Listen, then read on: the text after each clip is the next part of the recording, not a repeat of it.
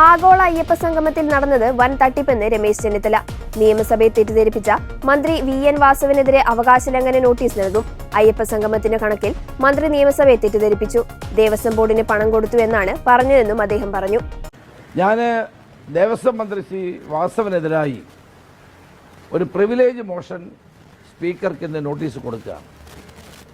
അദ്ദേഹം പറഞ്ഞത് ആഗോള അയ്യപ്പ സംഗമത്തിൽ ദേവസ്വം ബോർഡിൽ നിന്ന് ഈ പരിപാടിക്ക് കൊടുത്ത പണം എല്ലാം തിരിച്ചടച്ചെന്നാണ്. പക്ഷേ ഇപ്പോൾ തെളിഞ്ഞിരിക്കുന്നു മുഴുവൻ പണവും തിരിച്ചടച്ചിട്ടില്ല.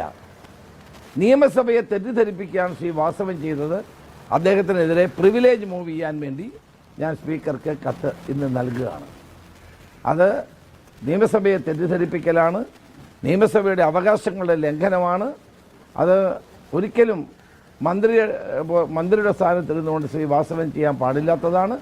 അതുകൊണ്ട് അദ്ദേഹത്തിൻ്റെ പേരിൽ പ്രിവിലേജ് ഉണ്ട് എന്നുള്ളത് മനസ്സിലാക്കിക്കൊണ്ടാണ് പ്രിവിലേജ് മോഷൻ മൂവ് ചെയ്യാൻ വേണ്ടിയിട്ടുള്ള കത്ത് ഇന്ന് സ്പീക്കർക്ക് നൽകുന്നത്. ആഗോള സംഗമത്തിൻ്റെ പേരിൽ നടന്ന വൻ വെട്ടിപ്പാണ്, കൊള്ളയാണ്, അഴിമതിയാണ്. ഊരാളുങ്കൽ സൊസൈറ്റി എങ്ങനെയത് ഏൽപ്പിച്ചു? അതിന് മറുപടിയില്ലല്ലോ. ഊരാളുങ്കൽ സൊസൈറ്റി ആരെ ഏൽപ്പിച്ചു? അവരുടെ ആ സൊസൈറ്റിയുടെ കീഴിലുള്ള മറ്റൊരു സ്ഥാപനത്തെയാണ് ഏൽപ്പിച്ചിരിക്കുന്നത്. എങ്ങനെ ഏൽപ്പിച്ചു? പിന്നീട് ഒരു ദിവസത്തെ ഒരു പരിപാടിക്ക് വേണ്ടിയാണ് 7 കോടി രൂപ ചെലവഴിച്ചത്. അവിടെ ഉണ്ടായ ഭക്ഷണം മുഴുവൻ അവസാനം വെട്ടിമൂടുകയായിരുന്നു, കഴിക്കാൻ ആളില്ലായിരുന്നു. മുഖ്യമന്ത്രി പ്രസംഗിച്ച് കഴിഞ്ഞിട്ട് അവിടെ നിന്ന് ആളുകൾ എല്ലാം ഒഴിഞ്ഞു പോവുകയാണ് ചെയ്തത്.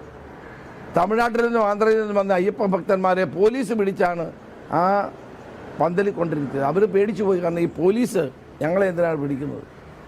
മുഖ്യമന്ത്രിയുടെ യോഗത്തിൽ ആളില്ലാത്തത് കൊണ്ട് പോലീസ് ഈ പാവപ്പെട്ട അയ്യപ്പന്മാരെ പിടിച്ച് നിർബന്ധമായിട്ട് അവിടെ ഇരുത്തിലാക്കി. അവിടെ വാങ്ങിച്ച കട്ടിൽ കാണാനില്ല, കിടക്ക കാണാനില്ല. ആ പരിപാടിക്ക് വേണ്ടി വിളിച്ച ആളുകളുടെ പേരിൽ പണം എഴുതിയെടുക്കുന്നു, അവരെ വിളിച്ചില്ല എന്നിപ്പോൾ പറയുന്നു.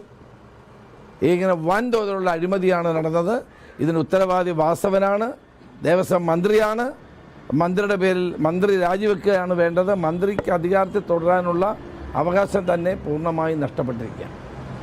നടത്താത്ത ഭജനയുടെ പേരിലാണ് 2 ലക്ഷം രൂപ എഴുതിയെടുത്തത്.